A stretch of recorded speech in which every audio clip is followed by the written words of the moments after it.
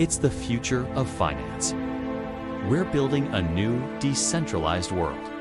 History is filled with almosts, with those who almost adventured. Then there are others, the ones who embrace the moment and commit. Fortune favors the brave. Crypto promised us financial freedom, a way to finally fight back against a broken system. It was supposed to be our asterisk money for the people. But for millions, that promise delivered a series of devastating collapses, outright frauds, and jaw-dropping scams. This is the story of how the dream of a decentralized world became a financial nightmare for everyday investors. This is the great blockchain betrayal. It all started with a ghost. Back in October 2008, while the world was still reeling from a financial crisis caused by the reckless greed of traditional banks, a mysterious figure named Satoshi Nakamoto published a 9-page document online.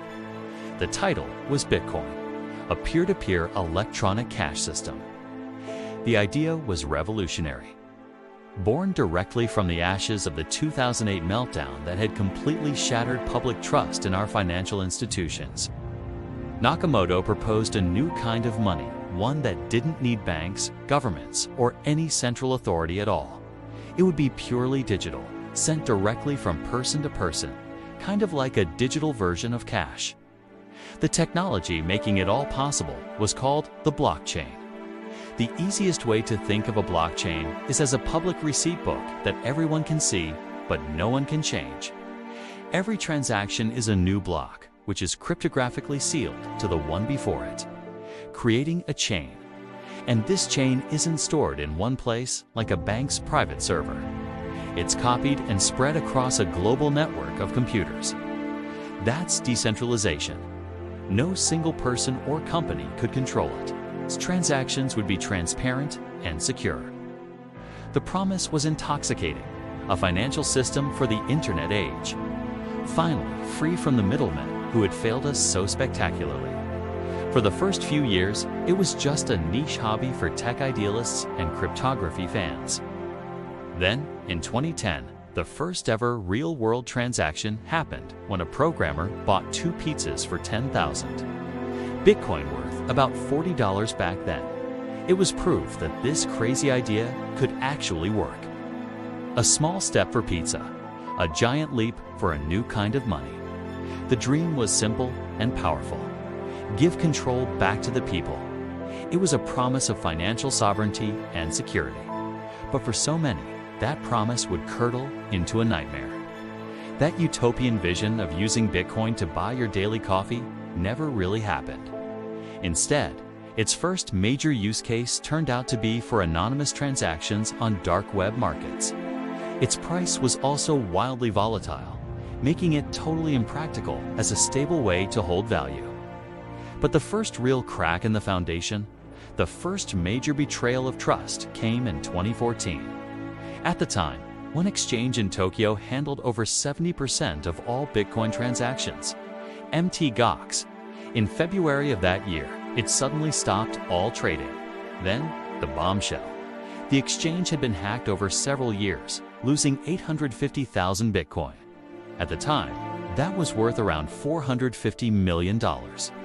At Bitcoin's later peak, it would have been worth tens of billions. Mt. Gox collapsed, and all of its customers' money simply vanished. It was a devastating blow that revealed a fatal flaw. The problem wasn't Bitcoin itself, but the centralized platforms people had to use to trade it. The promise of decentralization was being betrayed by the very gates you needed to enter the system. And Mt. Gox wasn't a one-off thing. It was a blueprint for disasters to come. Following smaller failures like Bitcoinica in 2012, you'd think the industry would learn. Instead, it just doubled down on the hype. The next great betrayal came with the initial coin offering, or ICO. Boom of 2017. The idea was simple. Let new crypto projects raise money by selling their own digital tokens to the public. It was crowdfunding on steroids. Suddenly, thousands of new cryptocurrencies flooded the market, each one promising to be the next Bitcoin, fueled by a massive bull run that saw Bitcoin's price rocket toward $20,000. A speculative mania took hold. People who knew next to nothing about technology were pouring their life savings into projects that had little more than a slick website and a vague white paper.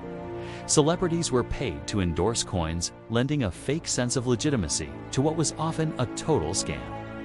It was a frenzy of greed and FOMO, fear of missing out. And when the bubble inevitably burst in 2018, the market lost 80% of its value in the first crypto winter. Billions were wiped out. Countless ICOs were exposed as simple pump-and-dump schemes, where creators hyped a token, sold their holdings at the peak, and vanished, leaving investors with worthless digital dust. The pattern was set. A grand promise, a wave of hype, and then a devastating collapse that enriched insiders and wiped out everyone else. The dream was fading. The betrayal was just getting started. After the 2018 crash, the crypto industry tried to rebrand itself. It wasn't about getting rich quick anymore, they said. Now, it was about DeFi, decentralized finance, and Web3. This time, it was more mature, more robust. It wasn't. The nightmare was about to get much, much worse. The stablecoin that wasn't Terra Luna. Volatility is one of crypto's biggest headaches. To solve it, stablecoins were created tokens designed to hold a steady value, usually pegged one-to-one with the US dollar. But a project called Terraform Labs, led by a charismatic and arrogant founder named Do Kwon, had a different idea. Their stablecoin, TerraUSD, wasn't backed by actual dollars in a bank. It was an algorithmic stablecoin, kept stable by a complex relationship with its sister token, Luna. Basically, you could always trade $1 worth of Luna for 1 UST and vice versa. This trick was supposed to keep UST's price locked at exactly $1. To get people on board, they offered something that seemed like magic. Deposit your UST in their Anchor protocol, and you'd earn a ridiculous 20% annual interest. It seemed way too good to be true, but it attracted billions of dollars, pushing LUNA's value to nearly $120 a coin by March 2022. Its followers even called themselves lunatics. But in May 2022, the magic failed. A few huge withdrawals caused use to slip just below its $1 peg. That triggered panic. As people rushed to get their money out, the algorithm went into hyperdrive, creating billions upon billions of new Luna tokens to try and absorb the selling. This hyperinflation sent the price of Luna into a freefall. It was a death spiral. In just 1 week, Luna, a top 10 cryptocurrency, crashed from over $116 to effectively zero. The Terra ecosystem, once valued at over $40 billion, was annihilated. People lost their life savings. It was a total catastrophe, built on a house of cards. The contagion Terra's collapse wasn't an isolated event. It sent a shockwave through the entire interconnected crypto world. Many of the industry's biggest players had bet heavily on Do Kwon. Asterisk 3 Arrows, Capital 3AC. Asterisk, a huge and respected crypto hedge fund, had massive exposure. It defaulted on its loans and went bankrupt in July 2022, owing creditors over $2.8 billion. Asterisk Celsius, asterisk, a massive crypto lender that promised users safe high yields, had also invested heavily. It froze customer withdrawals and filed for bankruptcy with a $1.19 billion hole in its books. Asterisk Voyager, digital asterisk, another popular lender, had loaned over $650 million to 3AC. When 3AC failed, Voyager was forced to close its doors. The dominoes were falling, revealing that the industry's giants were all just gambling with their customers' money. But the biggest domino of all was yet to fall. The emperor has no clothes.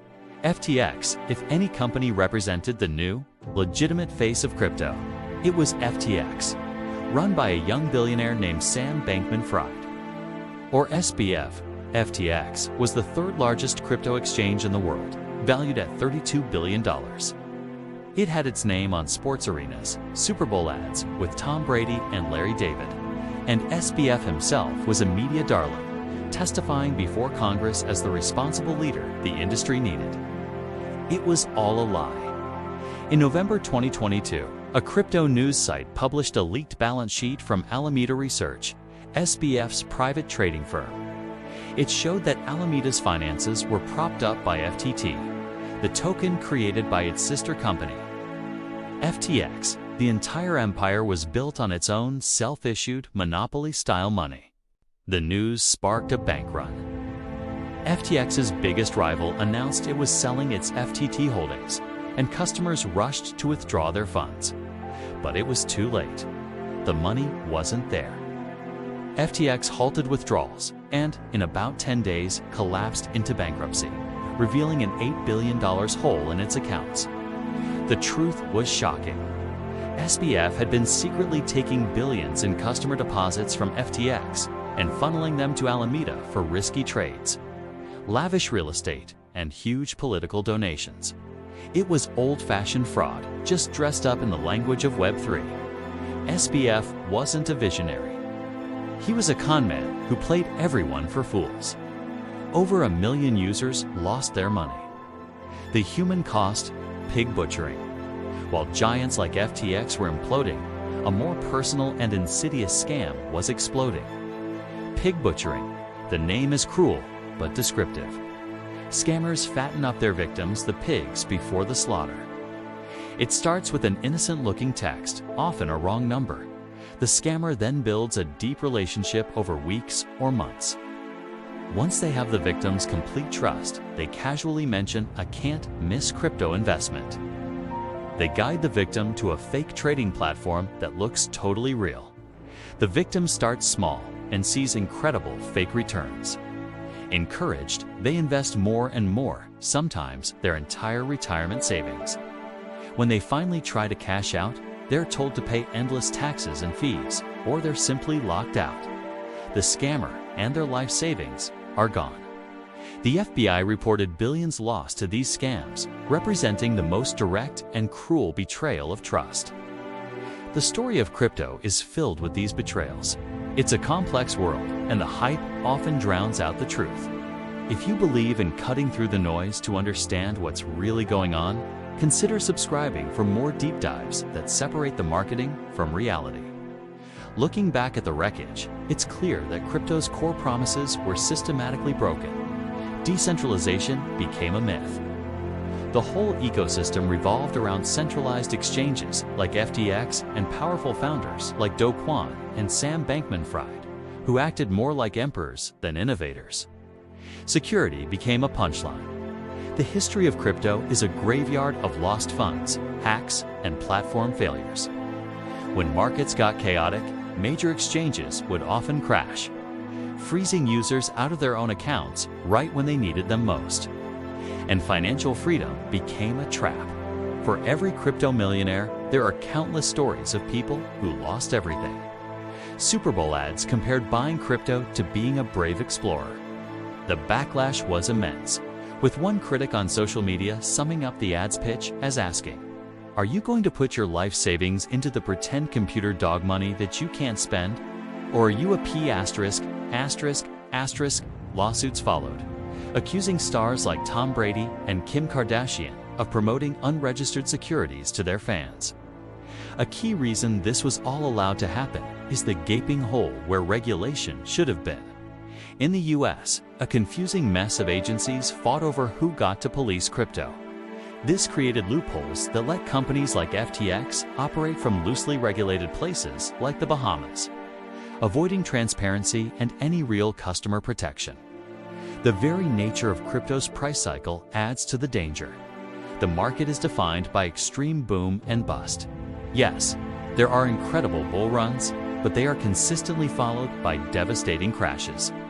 Bitcoin fell over 73% in 2018. It crashed again from over $69,000 to around $19,000 in 2022. These wild swings create the exact hype and FOMO that scammers exploit, luring in new investors just before the next collapse. The dream of Bitcoin, born from the 2008 financial crisis, was to build a system free from the flaws of traditional finance.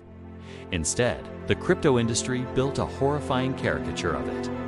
It copied all the worst parts: reckless speculation, hidden risk, and shady backroom deals, while throwing out the hard-won investor protections that were created over the last century to prevent these exact kinds of disasters.